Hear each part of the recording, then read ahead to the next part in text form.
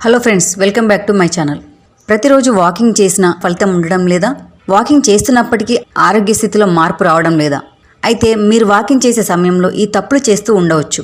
Walking చేసేటప్పుడు చేయవలసింది ఏమిటి, చేయకూడనివి ఏమిటి అనేది ప్రతి ఒక్కరూ తెలుసుకోవాల్సిన అవసరం ఉంది.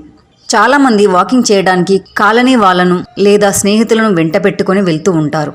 వారితో పిచ్చాపాటి ముచ్చట్లు పెట్టుకుంటూ సరదాగా వాకింగ్ చేస్తారు.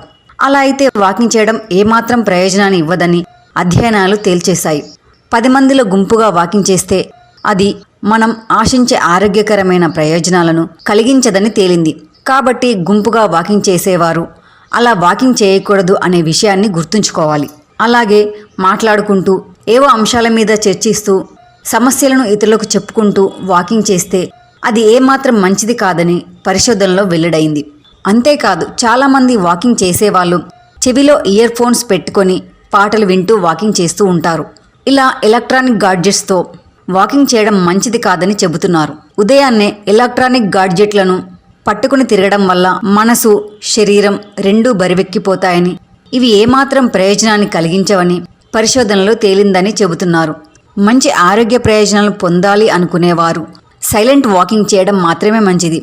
సైలెంట్ వాకింగ్ చేయడం వల్ల మనసు మన కంట్రోల్లో ఉంటుందని, ధ్యానం చేయడం వల్ల కలిగే ప్రయోజనాలను మీకు అందిస్తుందని చెబుతున్నారు. సైలెంట్ వాకింగ్ వల్ల మనలో ఏకాగ్రత పెరుగుతుందని, మన ఆరోగ్య స్థితి మెరుగుపడుతుందని చెబుతున్నారు. సైలెంట్ వాకింగ్ వల్ల ప్రయోజనాలు కూడా కలుగుతాయని. ఒకటి, మన ఆలోచనలపై మనకు గ్రిప్.